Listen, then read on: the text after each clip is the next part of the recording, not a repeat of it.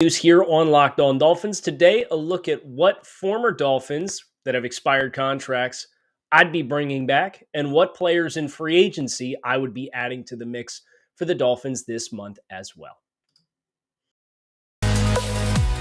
You are Locked On Dolphins, your daily Miami Dolphins podcast, part of the Locked On Podcast Network, your team every day.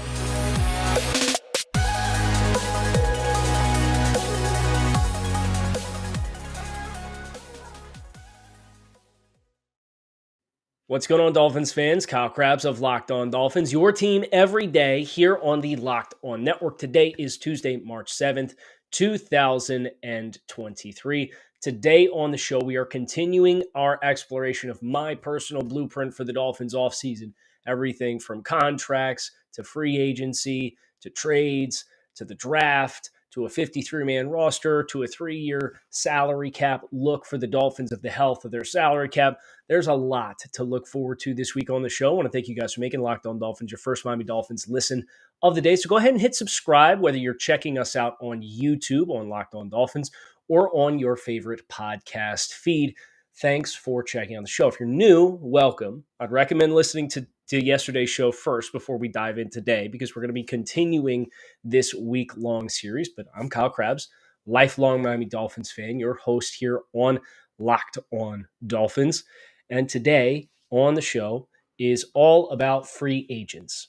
Dolphins free agents that we want to bring back and free agents from elsewhere across the league that we want to add to the mix.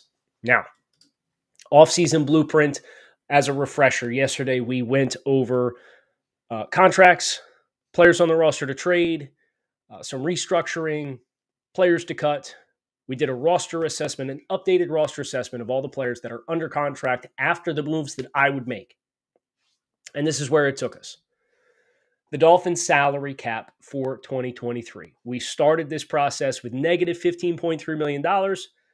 After we cut some players, trimmed some fat off the roster, you were up around $14 million. And then after the contract extensions and restructures that we'd laid out yesterday, $55.7 million in spending power. Now, I can go a long way. It can go a really long way. But the challenge is to make sure you're doing so in a way that's responsible, to maximize the here and now, and to also set yourself up for success next year and the year after that. And I think that's one thing that I tried to be mindful of when I looked at players to bring back. And we'll cover the players that I am bringing back off the Dolphins roster from this past season first here on the show. A lot of one-year deals.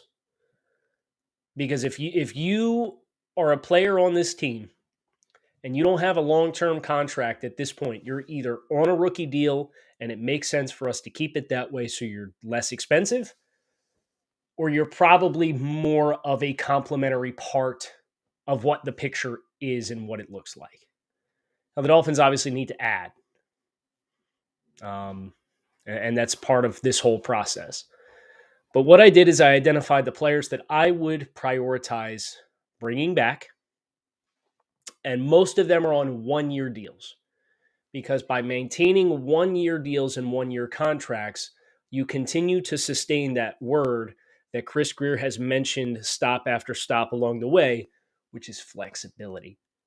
So by having one-year contracts and doing that over a year, and you have your nucleus pieces that have long-term contracts and big money deals, and you foil that with one-year contracts sprinkled in peripherally around that, and then you can be selective in free agency to go out and pay a few guys that you can serve as staple pieces for the next 3 years or so. And if they're not that, then you give them a one-year deal. And you'll see that same theme in the free agents outside of the Dolphins structure and organization as well. But these are the players that I would bring back. I'm bringing back Nick Needham. I'm bringing back River Craycraft. I'm bringing back Raheem Mostert. I'm bringing back Trent Sherfield. I'm bringing back Duke Riley. I'm bringing back Elijah Campbell. I'm bringing back Savon Ahmed. And I'm bringing back Thomas Morstead.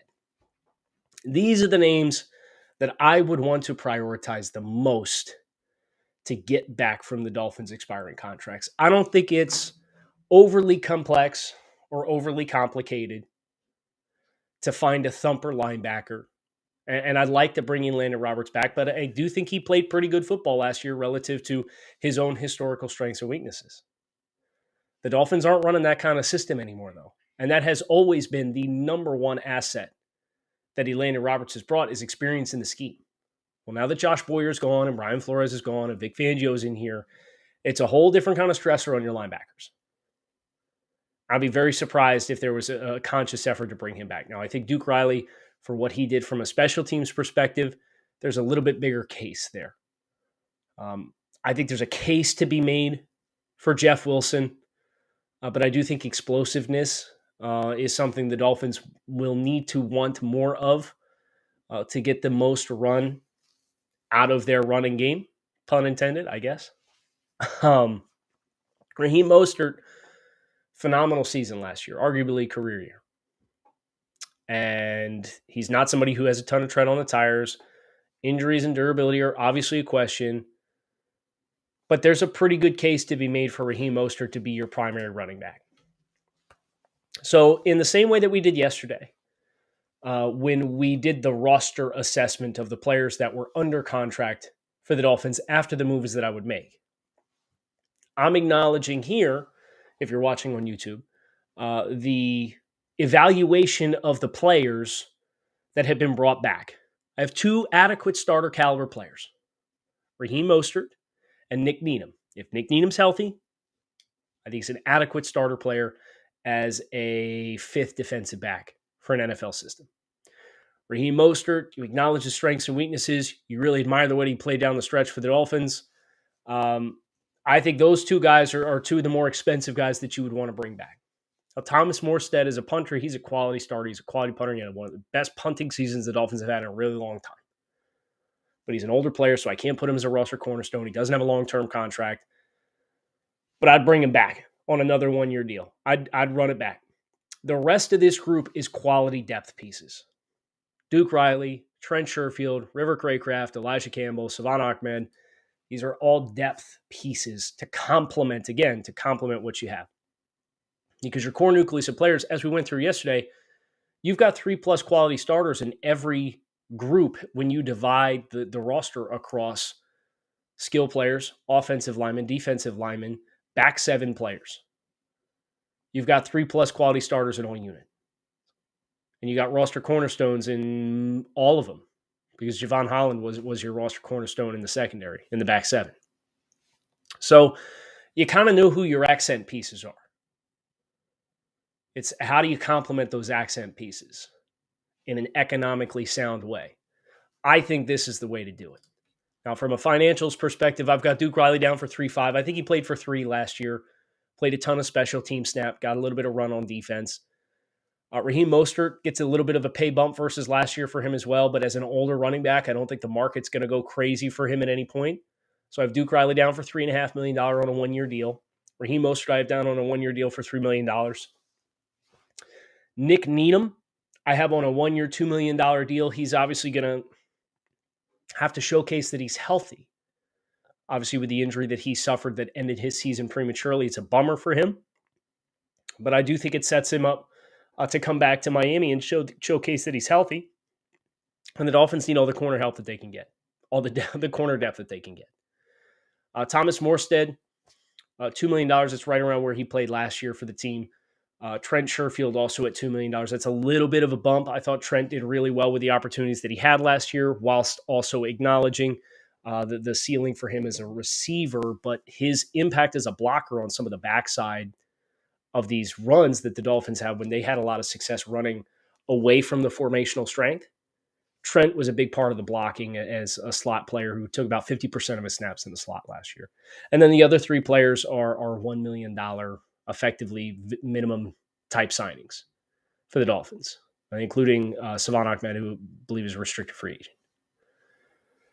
So that puts you at $40 million in cap space to bring back, what is that, 8 players. I'm going to do math live on the show. That's never going to end well. That's why all these graphics are set ahead of time, because I had a chance to actually sit down and do that. Bring 8 players back. And now you're getting close to 50 players under contract, and you still have $40 million in spending power at your disposal. And you didn't give out a single multi-year contract for players that you bring back. I think that's sound strategy. I think that maintains the flexibility that Chris Grier's talked about. And that sets the stage for a very impactful free agent stretch for the Dolphins, which is what we're going to talk about next on the show. But before we do, to talk to you about our friends over at FanDuel. It's the midway point of the NBA season, and now is the perfect time to download FanDuel, America's #1 sportsbook, because new customers get a no-sweat first bet up to $1,000. It's bonus bets back if your first bet doesn't win, so download this FanDuel Sportsbook app. It's safe, secure, super easy to use, and then you can bet on everything from the money line to the point spreads and everything in between. FanDuel even lets you combine your bets for a chance at bigger payouts with same-game parlays, so don't miss the chance to get your no-sweat first bet up to $1,000 in bonus bets when you go to FanDuel.com/locked-on. That's FanDuel.com/locked-on to learn more. Make every moment more with FanDuel, an official sports betting partner of the NBA.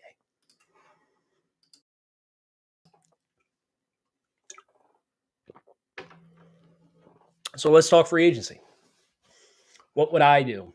What would I do with $40 million in spending power for the Dolphins? I can tell you one thing that I have done on a number of these contracts that is not something that has really been a part of what the Dolphins have done in recent years, but I think with where they are at in their competitive window, it makes sense to start doing more of. Putting a void year or two on the back end of contracts. Now, they did it with Eric Fisher. And as a result, they're going to carry about $1.5 million in dead cap for Eric Fisher for him to sign in December and get hurt like 3 days into being a member of the team and having his season ended. So go figure. Everybody panned for the Dolphins to sign another tackle like Eric Fisher as a former number 1 overall pick back in July, and he signs in December, gets hurt right away. Here's your sign, right? But there are a number of players that are going to be on this list that are going to have void years, one void year added on the back end of the deal. And I can tell you this, of the players that have a void year added on the back end of the deal, there's one contract that put $2 million in void money in 2024. There's a player that put $3 million in void year in 2026. There's a player that put a void year for $3 million in 2027. There's a player that put void year in 2026 for $3.5 million. So you nickel and dime it, right? And at the end of the day, it's your opportunity cost whenever that bill comes due is a special teams player that you can't sign, because that's like the Clayton Fejedems and the Sethan Carters and the Keon Crossons of the world. Like, that's their salary. I'm not going to lose sleep on having one less of that player. I'm sorry, I'm just not. Now, where it gets really risky is when you start doing what the Philadelphia Eagles are doing, where they are putting $10 million void year for a single player that you might re-sign. And if you do, great, you can absorb that and make that part of their cap hit for the first year of their new contract. But if you don't bring him back, you're really paying a lot of money for players to not be a part of your team. So that's kind of the strategy with how I chose to structure the void years that I did put in free agency. Is it's none of them's more than $3.5 million, and they're at least 3 years out from now. And listen, dead money is a part of the NFL. It's a part of life in the NFL. It's an unfortunate reality. What you ultimately have to avoid is getting burned by multiple big contracts in the same stretch of time. So I don't think it's ever realistic to expect you're never going to carry any dead money unless you're the 2020 Dolphins and you tore everyone out in 2019 and built it up from scratch. And when that's the case, then you're going to have a mountain of spending power like the Chicago Bears have right now, because they did the exact same thing last year. So let's talk about this free agent class that I have. I'm going to name all 10 players that I have proposed for the Dolphins. And then we'll talk through each one of them. And we'll talk about what the salary cap situation is going to look like. And remember, at the very end of this offseason blueprint doesn't just take you to a 53-man roster for the start of the season. I take you through to this time next year. So we're going to have a chance to look at, and it's going to have a 2025 cap forecast as well, but it's going to take you to 2024 right now. What conversations are we going to have 12 months from now after this whole roster is set? Where we need to restructure this guy, this guy, this guy, this guy. Or we need to cut this guy, this guy.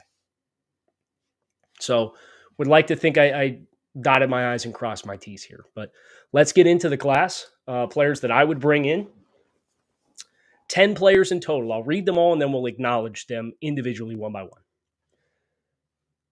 LA Chargers linebacker Drew Tranquill.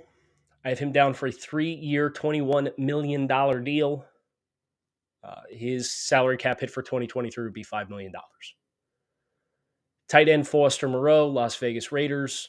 The more traditional inline player as compared to Darren Waller. 3-year, $24 million deal with 1 void year on the back end of that. His cap hit for 2023 would be $4.5 million. Offensive tackle Trey Pipkins, right tackle, Los Angeles Chargers. 4-year, $32 million deal with a void year on the back end of that contract. His cap hit for 2023 would be $6 million. Safety John Johnson, Cleveland Browns. He was actually just cut. He was going to be on my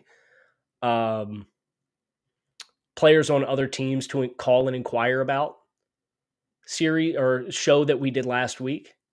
And lo and behold, he got cut like the day before I recorded. So I would absolutely sign him. And there's some connections with the vast majority of these players that I think are relevant for the Dolphins. But John Johnson, 3-year, $24 million deal with a void year on the back end of that. That'd be a $4.5 million dead cap for 2023.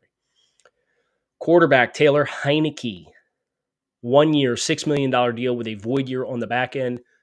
A cap hit in 2023 of $4 million. Defensive end Malik Reed, 1-year, $3 million deal, $3 million cap hit for 2023. Running back Jerick McKinnon, 1-year, $2 million deal, 2023 cap hit $2 million.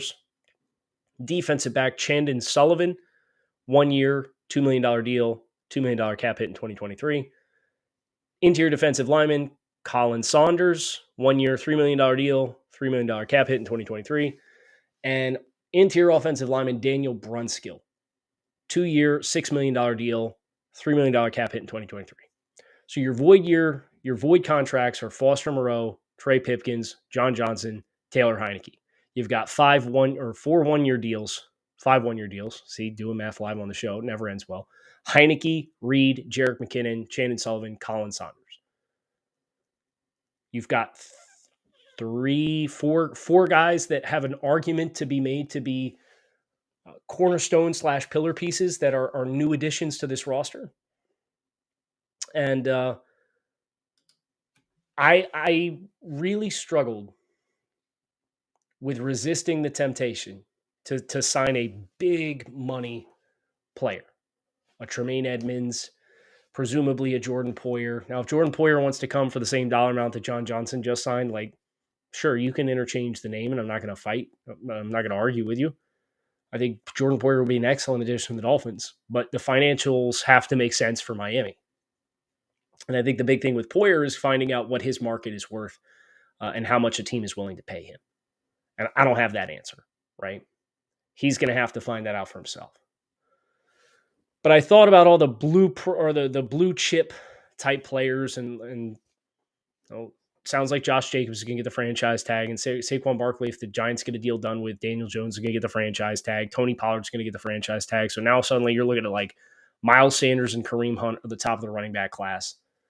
You just like there's no reason to not want to bring Raheem Mostert back with how impactful he was as a player.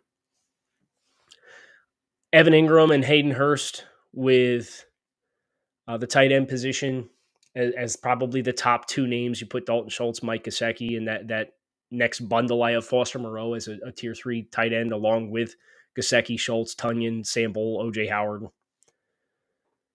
I think Moreau probably gives you the best balance. I think Sample and Howard are better blockers, but they are not receiving threats in any capacity. I think Moreau's probably a little bit more of a dynamic player than Schultz. I think he's a much better blocker than Gesicki. I think he's a little bit more of a dynamic player than Tunyon. Hayden Hurst was the one that I would have loved to have found a way to make it work. I just didn't. And as a result, we didn't go there. Levante David, Jermaine Pratt. I thought about TJ Edwards. Obviously played in Vic Fangio's, the bones of that Vic Fangio system in Philadelphia. But we're going to close today by talking about each one of these 10 players briefly, why I think they're appropriate fits for the Dolphins, and then the salary implications for what the salary cap is going to look like for the remainder of 2023, with a reminder that after June 1st, you're going to get $10 million in salary cap that opens up when Byron Jones is the remainder of his void money converts to being a 2024 dead cap charge and not a 2023 dead cap charge. So in the same spirit of the roster assessment that we did yesterday on the show with the players under contract after I trimmed the fat on the roster and reassessed the money with current contracts, and in the same spirit of what we did with players that we brought in, remember your valuation index, you've got roster cornerstones, quality starters, adequate starters, replacement level players, quality depth pieces, non-roster caliber players, incomplete evaluations, practice squad developmental types, and rookies. We don't have any rookies because the draft is tomorrow. We'll do the 7-round draft tomorrow on the show. But your post-free agency top 51 players. Remember, your offseason, the top 51 are the only ones that count against the cap. Anything after that, because it's an offseason roster, it doesn't log. Pipkins and Taylor Heineke are your two biggest, Pipkins and Drew Tranquill are your two biggest names from a cap hit for this year. Now, Heineke gets the $6 million on the 1-year deal, but there is a void year on the back end of that kind of redistributes some of that money. What you end up with is about $8.5 million in money left for the remainder of the offseason. Now, that will be enough to get your rookies under contract. Obviously, you're at 51. You're over 51. So any player that you add at this point in the game, the next lowest roster number comes out. So if it's $870,000 as your 51st player, and then you add a player for $3 million, you'd take the only money that would be added to the cap is the $3 million minus $870,000. So like you kind of get to play that game on the back end of this once it squeezes here. But I have Drew Tranquill is a quality starter at linebacker, and he played for Brandon Staley. Brandon Staley, Vic Fangio disciple, too high defense, all the same principles, light box counts. Like he's lived this life that Dolphins linebackers are going to have to live. And because of that, I think he's a perfect fit. And I think he's a little bit more, he's probably a little bit less expensive than what TJ Edwards from Philadelphia is going to be.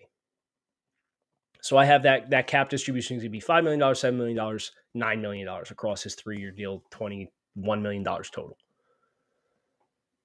Trey Pipkins, John Johnson, Foster Moreau, Daniel Brunskill, and Chandon Sullivan are classified as adequate level starters at the NFL level. Pipkins was a small school guy, developed by the Chargers, ended up stepping into the right tackle job, played the majority of the season, played pretty well. He's not as fluid.